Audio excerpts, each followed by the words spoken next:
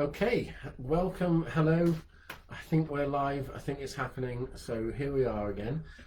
It's the Holocaust Educational Trust's bi-weekly film club. Good to see you all, or hopefully good to see you all. And hope that you're well. Apologies for the sirens. I was just thinking about that earlier. Every time I speak to someone on the phone, there's always a siren in the distance because I live on a main road and it's just the nature of the beast, unfortunately. So I hope it doesn't distract.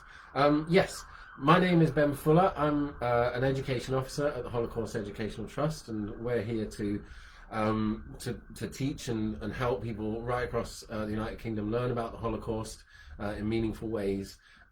Getting into schools primarily, but into communities, and I'd encourage you to have a look on our website www.het.org.uk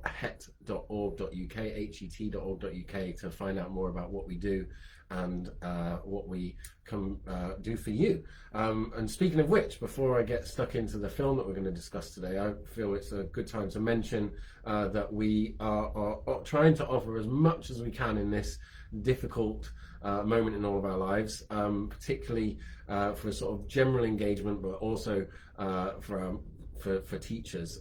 So do have a look on our website, do have a look on the Twitter feed to see that we have a book club that we also do. We're studying the book called When Time Stopped by Ariana Neumann, who will actually be at this the upcoming book club on the 27th of July to discuss her book.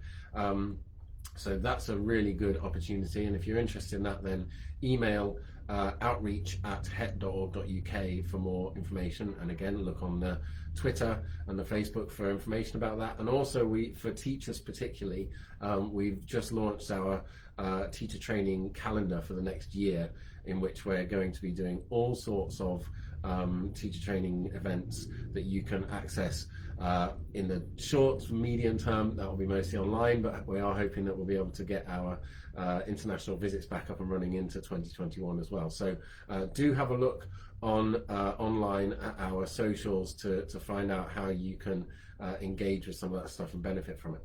But on to today's main focus, and the film that hopefully you've all been watching in the last couple of weeks, which is The Reader, directed by Stephen Daldry, written for the screen by David Hare, but based on a book by Bernhard Schlink.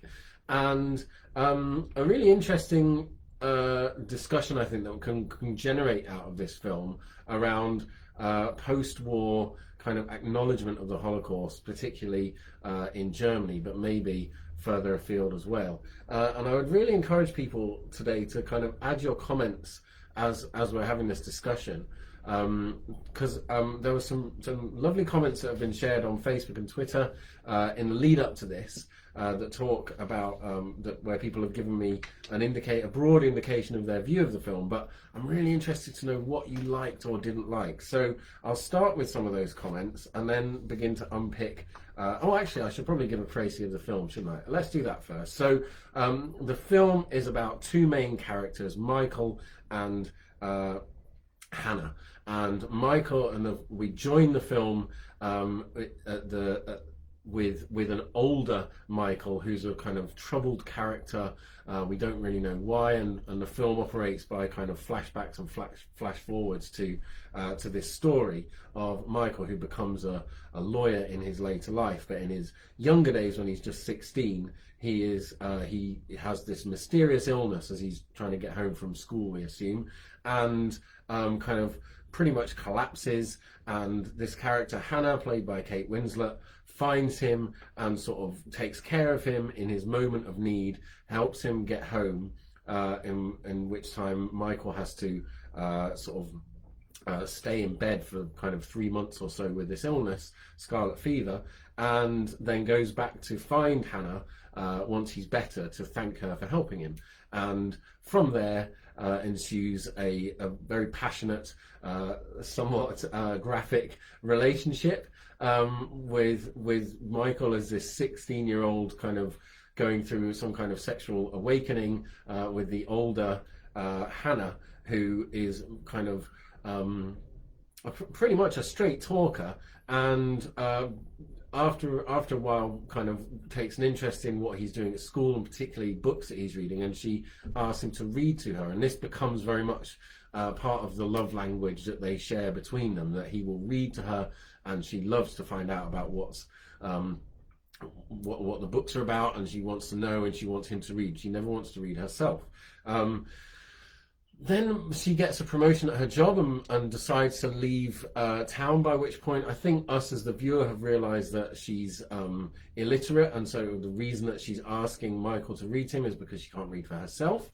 And so Michael is kind of heartbroken that this woman who he's fallen in love with has just left without trace, no understanding of why, until a few years later when he's at law school and he goes to the public gallery of a trial of a group of SS women who are being charged for their crimes in the Holocaust, and Hannah is one of these women. And all of a sudden, Michael's knowledge of her illiteracy is potentially a very important piece of information in the trial, and he withholds that. So she takes the brunt of the blame for the 6 accused of a particularly horrific crime that was conducted on the Death March, so the period of time when, towards the end of the war, when the Nazis were kind of retreating into the Old Reich, into sort of mainland Germany, as it were, and they marched inmates of camps like Auschwitz back into Germany to put them to work as forced labourers. And in this period of time, the death marches were so called because essentially it was march or die. The SS didn't wait around for anyone who couldn't keep up. They were summarily executed. And in this instance, in the film, what's happened is that a bombing raid from the Allies has set a church on fire that this group of Jewish inmates have been held in, and the accused, including Hannah, basically allow them to perish. So she is given a sentence of life in prison, and Michael sends her recordings of books that he read to her in their past, and she learns to read. And at the end of the film, she commits suicide before she's released from prison, when Michael is going to collect her and kind of help her form a new life. She commits suicide, and she asks that Michael give her her only material wealth, some 7,000 marks, to a member of the family of one of the survivors of this atrocity. So he goes over to the States where this person lives now, and kind of offers this, and there's a very tense moment where essentially the survivor kind of eviscerates him for thinking that this is going to kind of be any kind of recompense, or bring some kind of closure to the act, or anything like that. So it's a film that's riddled with kind of confusion and questions of responsibility, questions of accountability. So to come to the comments that you've made, a lot of people were big fans. So Karen said, a remarkable film, I loved it. Susan Stone also commented that she'd appreciated it even more, having watched it for the first time in some time. Rebecca Ann commented that she was a big fan of the book, and has a question which I'm going to come to, Rebecca. Caroline Alexandra Arrowsmith says, brilliant film. Jacqueline Grossart says, very good film. And the list goes on, really, of really positive comments. But I'm going to not lie, guys, and this is part of why I really want your comments, is because it left me feeling a bit cold. I didn't feel like there was a great deal of conclusion, and perhaps that's the point, and we'll come to that shortly. And I kind of felt like asking, what is the film really trying to say? So I had a look at a couple of reviews and people that have talked about it, and that gave me a few things to think about, and relates to Rebecca's question, really, because Rebecca asked, do you think Hannah's illiteracy is presented an excuse or just an explanation, and do you think we're supposed to in any way forgive her by the end of the film? And I think that's a really pertinent question, and a really challenging question, particularly around the concept of forgiveness for the people that were involved in the atrocities of the Holocaust. Can they be forgiven? Should we be forgiving them? I'm reminded just now, actually, and this wasn't something I was going to say, but we did some work at the Trust with Lord Rabbi Sachs earlier in the year, and he talks about the kind of the concept of forgiveness within the Jewish kind of faith and within Jewish doctrine, and kind of very simply said, it's the job of the person who's been wronged to forgive. So it's impossible to forgive someone who hasn't offended you, and therefore you can't give forgiveness for the acts that are inflicted on another person. And I think that's maybe an interesting thing to sort of fold into our thinking here.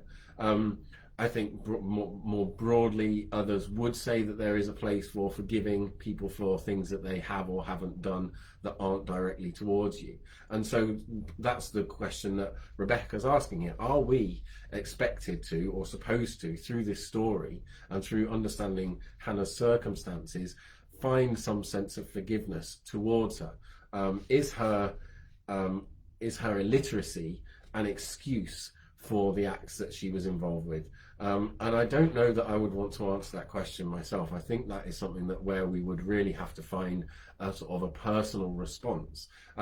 But maybe as a kind of way of thinking about what is the point of the film, I'm kind of directed towards two contrasting reviews. One by a chap called Robert Ebert, who was a prolific film viewer and reviewer, and he kind of has a certain sympathy with the film, but not necessarily with some of the interpretations. I think, there's a question mark about the need for, I was talking with a colleague earlier about, does this film need to be Holocaust related? Does Hannah's problem, does Hannah's secret need to be that she was involved with the Holocaust? Or is this about, has it just been crowbarred in? Could it be anything? And I wonder if this comment maybe speaks to that a little. So the reviewer says this: some complain we don't need yet another Holocaust movie. None of them think the movie may have anything to say about them. I believe the movie may be demonstrating a fact of human nature.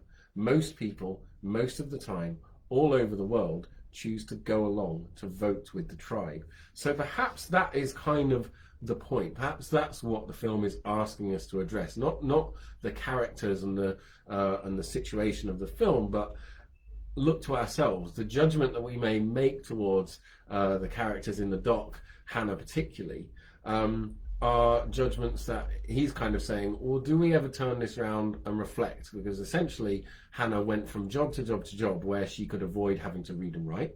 And she took jobs with that as pretty much her only kind of necessity. She took on this role with the SS and was unquestioning in her work and very diligent, it would seem.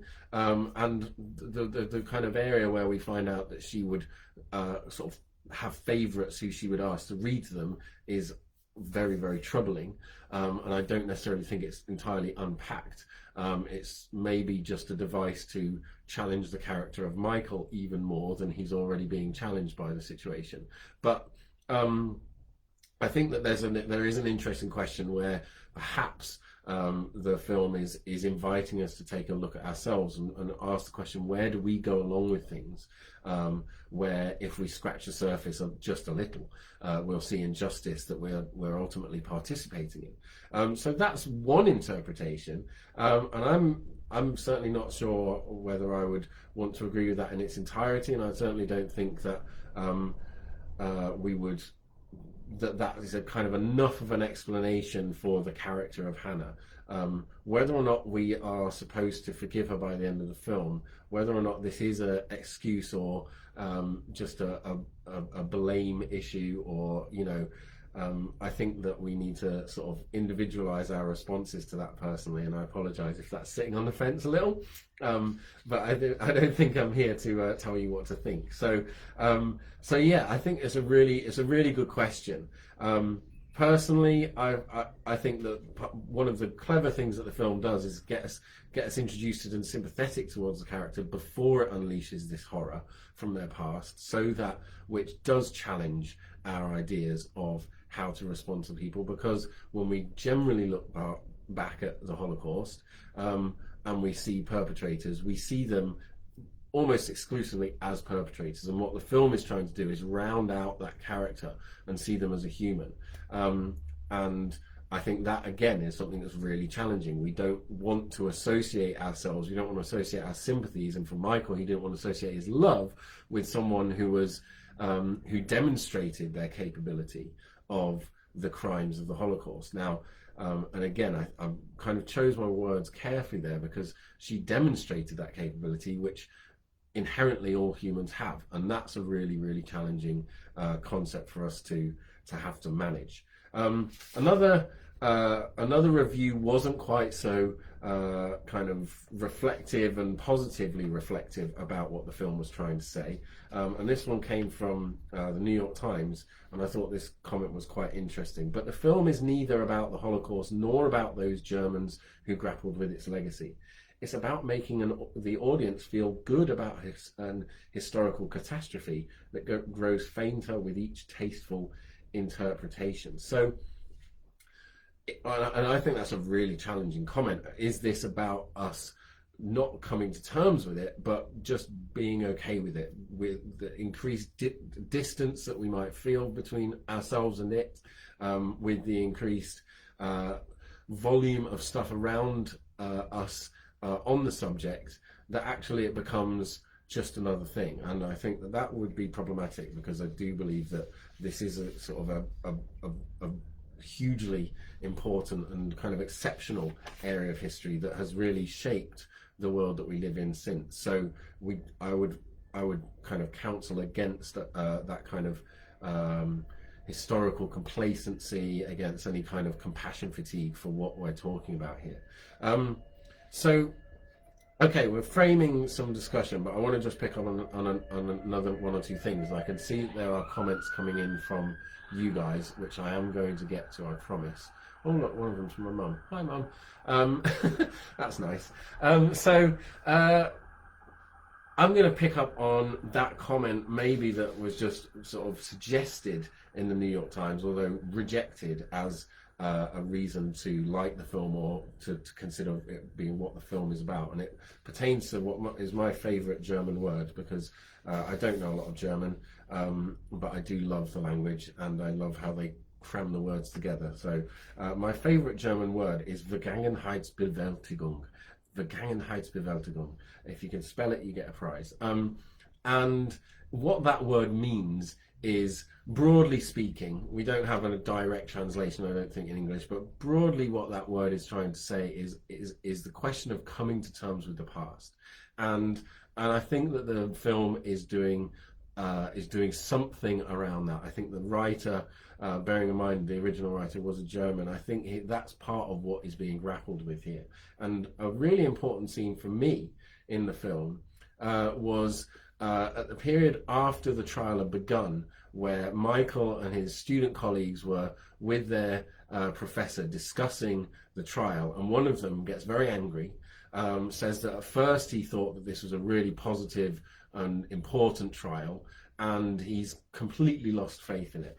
And when he's challenged on why, he kind of exclaims that the trial is just a diversion, that the trial isn't really anything more than something to put up a smoke screen between us, as in them, the German people in the 1970s it was by then, and the very recent past that for many of them they were a part of. He says, the question is, how could you let this happen? And better still, why didn't you kill yourself when you found out? So he's absolutely fuming, and essentially says, we've put 6 people in the dock, and we can attach all our blame onto them. We can attach all our guilt onto them. They're almost like a memorial to those atrocities that give us an ability to not have to think about it for ourselves. And I think that maybe is a really, really important point, that you know, in this kind of world where this has happened, and where at the time of the situation of the film, it's recent past. There is a fairly direct connection. It's not generations away, like perhaps our certainly children in school would be more likely to feel about it. Then the question isn't, and maybe this reflects the review as well, that the question isn't how do we feel about those tiny minority who are found to have been involved, but what about the rest of us who were complicit in some way, or who were able to shrink back into society without being sort of called out for the actions of the time? And I think that turns the narrative of the film back onto us, rather than making it all about the specific characters who we're following through the storyline. So I think perhaps I think there's something in that for me that does strike a chord, and that does present a real challenge. And you know, there are still trials that go on up to now. I mean, very, very rare occasion now, because we're talking about people that were old enough to be working in the camps, are going to be well into their 90s and beyond at this point. But there are still trials that take place, and you know, some would question the necessity of that and the relevancy of that. But I would kind of probably suggest that I don't think there's a statute of limitations on the individual horror and the actions of the Holocaust on people. I can understand the statute of limitations in some areas, civil cases and whatnot, but I think when we come to this kind of thing, justice still needs to be served. What that looks like, again, that's for another debate. I would probably suggest. I don't think there's a great deal of rehabilitation that's going to happen in prison for a 97-year-old, but to know that they have been brought to justice, to know that we found out about their acts, I think that's probably an important thing for us to be doing and still doing. But the question that this scene I've just alluded to raises is, well, what are we doing about it for ourselves? How do we respond? How did people respond? They were complicit. They went along with something, and it's really handy to have a few people in the dock to be outraged at, to define as monsters, rather than to deal with the fact that they were six of hundreds of thousands of collaborating, complicit and perpetrating individuals across Europe. Okay, I'm going to shut up for a minute and just read a comment from Steve, who says, the book of and Steve always catches me out, so this is going to be fun. The book and film deal with the difficult issues of blame, justice and reformation. The hard questions include, is it okay to feel sorry for a perpetrator? Is it possible for perpetrators to reform? Are all perpetrators equally to blame, or are some more than others? Okay, brilliant question. Thank you, Steve. I think that one of the things that the film is really directly challenging us is feeling sorry for a perpetrator. Hannah is clearly someone who, without knowing that part of her story, we do have a sense of sympathy for. We do feel for her as an illiterate person who is, for her, that is the biggest area of shame in her life. And what I don't think that the film necessarily does is raise the question of her reformation, or whether there is any reformation in terms of her understanding of what she was a part of and her thoughts towards that. Because I think, for me, broadly speaking, she was always very matter of fact when she talked about those actions, and there wasn't a sense of guilt, shame or reflection in her language towards her actions. It was more about, well, this is what I did. But it does come to the point that Jacqueline makes, I think, who kind of highlights a key moment in the film where she's challenged by the judge on her actions, and she turns around and says, what would you have done? And again, I think that is one of those questions where the film is trying to redirect our thoughts not just onto her as the one of six perpetrators, but onto all of us, and the question of complicity and what do we do, and conformity. How do we respond when we see injustice?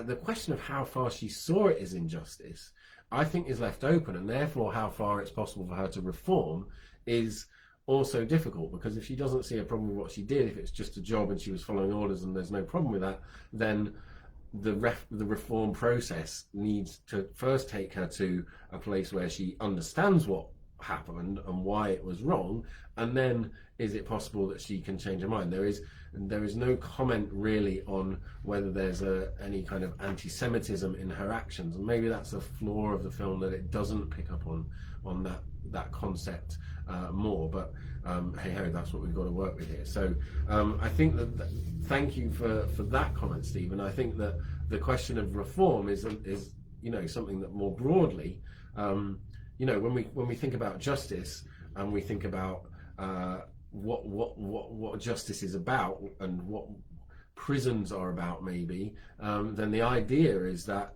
you serve the time and you come out and hopefully live a better life. Hopefully you've learned your lessons. Hopefully you've gone through a process of reflection on your actions. So I guess if we're asking if it's not possible for a perpetrator of the Holocaust to reform, what does that say about our attitudes to other criminals and their possibilities for reformation? Does the scale of the crime outweigh any chance for a change in character? I think that's a really challenging concept. And then the final question that you were asking was, are all perpetrators equally to blame, or are some more than others? Well, that's an interesting one. I mean, we talk about in a lot of our work where we discuss the idea that there is no hierarchy of victimhood in terms of the Holocaust and the parallel genocides against the Roma and Sinti, against the Poles, the mass murder and atrocities against homosexuals, the disabled, the list goes on. And we really make it clear that we don't want anyone ever to consider that there is a hierarchy in terms of that suffering, because the human tragedy on an individual level is not something we want to compare. So maybe if we flip that over and we ask the same question of perpetrators, is there a hierarchy of blame? That's a challenging question.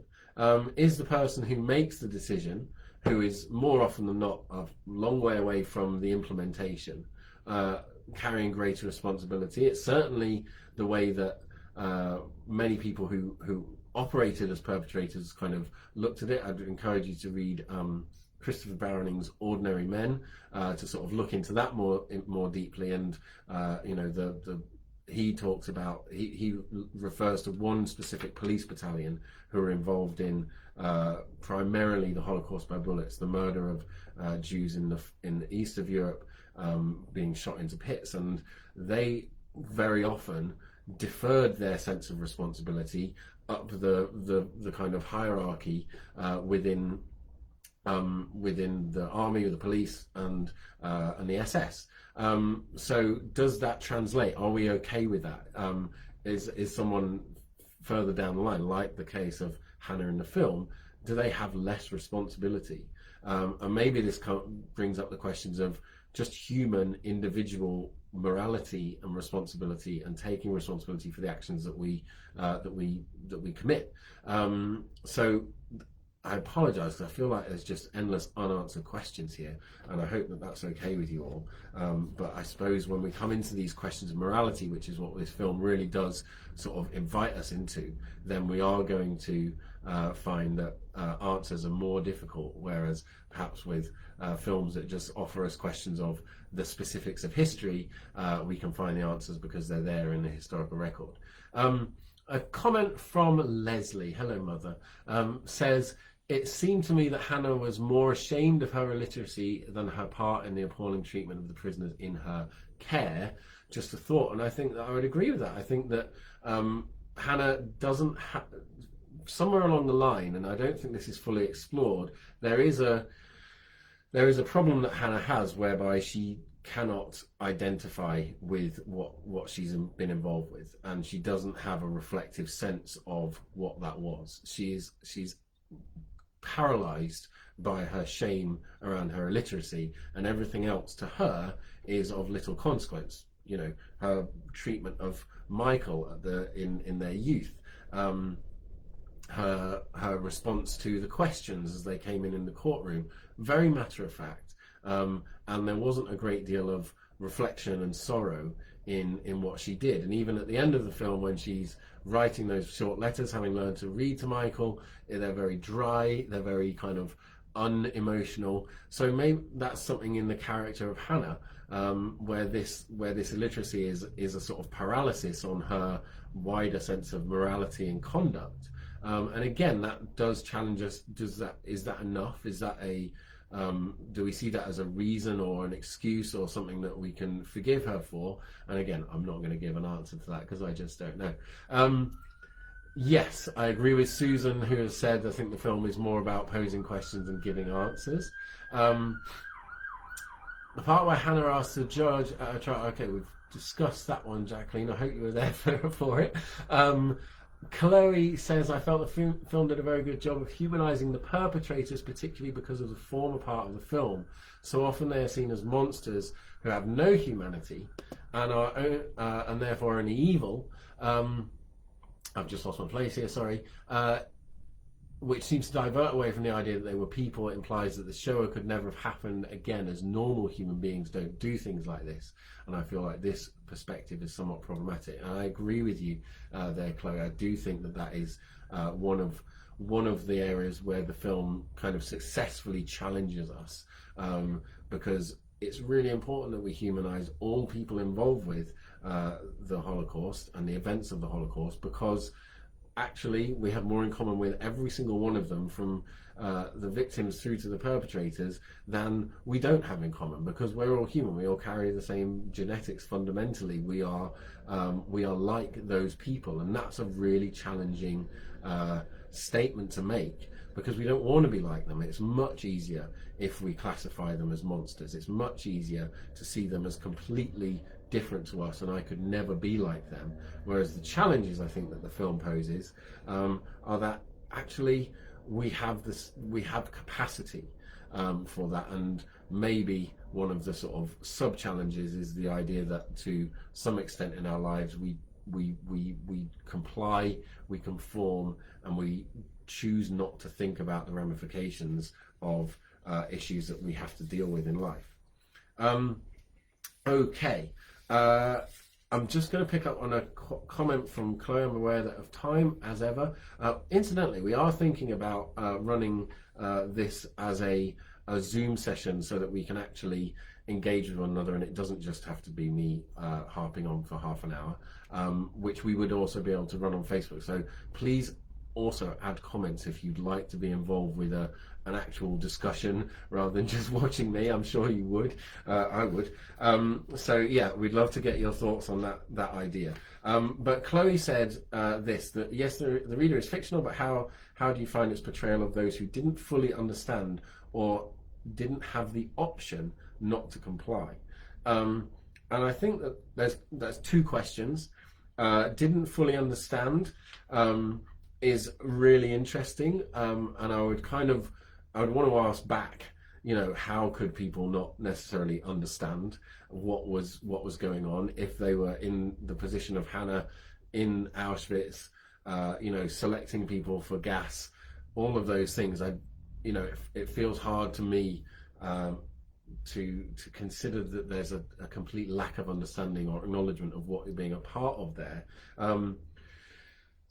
But the other comment that you made, to not have the option not to comply, is probably a really important point for us to kind of do a bit of fact checking here. And the reality is that there is no single case that has ever been found of someone who refused an order to engage with perpetrating the crimes of the Holocaust who was, as a result, punished themselves through kind of any legal means whatsoever. There may have been a certain loss of face and certain kind of social ramifications, but at the Nuremberg trials in 1946, one of the main defences used by many people that were in the dock was, well, I had no choice. If they didn't do it, I'd be the one who got shot.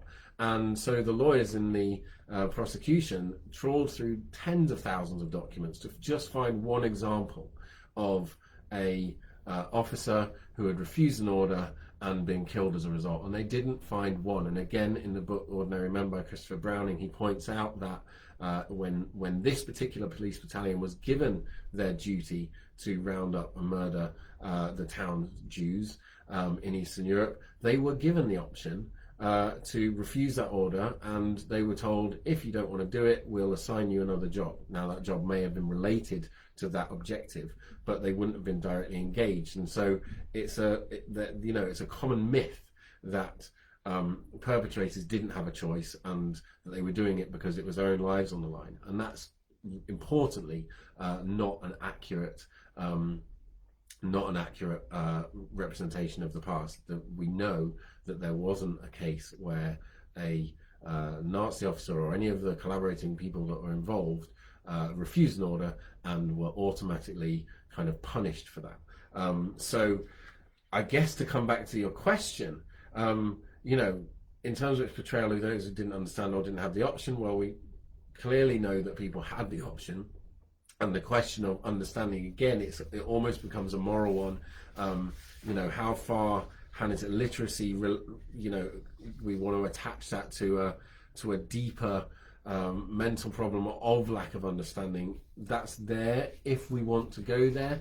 But I think one of the other comments from that New York Times review talks about how Kate Winslet playing Hannah is playing an impossible character, and I felt that this was an impossible character because it was kind of an unbelievable character. I didn't really feel like it was someone who we could fully kind of empathize with, because there were so many limitations to what she was. And whilst it did broaden her out beyond the pure monster perpetrator and provide us with a bit of context on who she was and a bit of context on her wider problems and the fact that she was capable of some form of love or affection and all these things, I don't think there was a fully rounded character where we could really sense how far she understood or didn't understood the life that she was living and what she was a part of during the Holocaust. So it's a real challenge, and I would probably just come back to the previous comment that